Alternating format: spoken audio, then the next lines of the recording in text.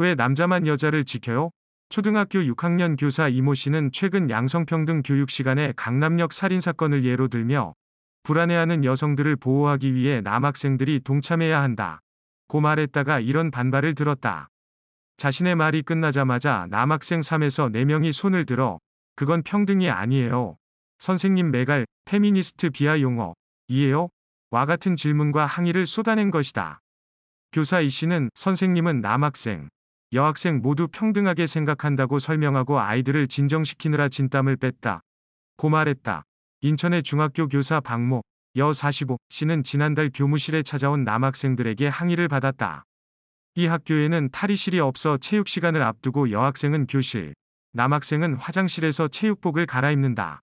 이를 두고 남학생들이 왜 남학생만 여학생 눈치를 봐야 하느냐 고 따진 것이다. 박 씨가 남자가 여자를 배려하는 건 당연하다. 고 말하자 학생들은 선생님도 페미니스트냐 며 격하게 반응했다고 한다. 결국 박 씨는 학급 회의를 열고 이를 투표에 붙였다. 학생들은 격주로 남녀가 번갈아가며 화장실에서 환복하기로 결정했다. 최근 공정과 성차별 이슈에 민감하게 반응하는 이대남, 20대 남성 현상이 조명받는 가운데 10대 학생들에게서도 유사한 상황이 벌어지고 있다. 페미니즘의 반발에 역차별을 강하게 주장하거나 조직적으로 목소리를 내는 남학생이 늘어난 것이다. 교사들은 4에서 5년 전 페미니즘이 유행하면서 여기에 감화되는 여학생들이 늘어났다면 최근에는 남학생들이 오히려 역차별을 더 강하게 주장하는 것 같다. 고 말한다. 경남 창원의 중학교 체육교사 김모 48 씨도 지난해 10월 비슷한 일을 겪었다. 학기채로 공을 드리블 후 골대에 슛을 넣는데 걸리는 시간을 측정해 점수를 부여하는 플로어볼이라는 운동의 수행평가 때문이었다. 일부 남학생들이 이건 힘이 필요하지 않은데 왜 남녀 평가 기준이 다르냐 고 따졌다는 것이다.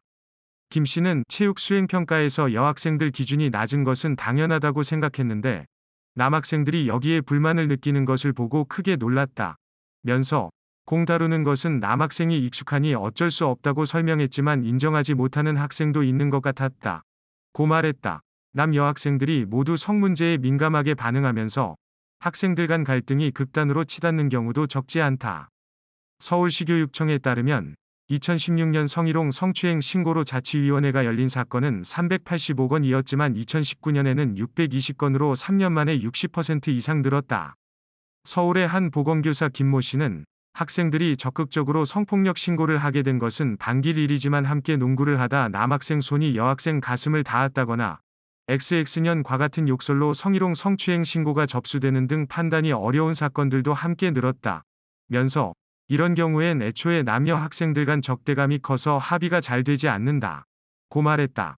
일각에서는 남학생들의 페미니즘에 대한 반감을 줄일 수 있는 교육이 필요하다고 지적한다.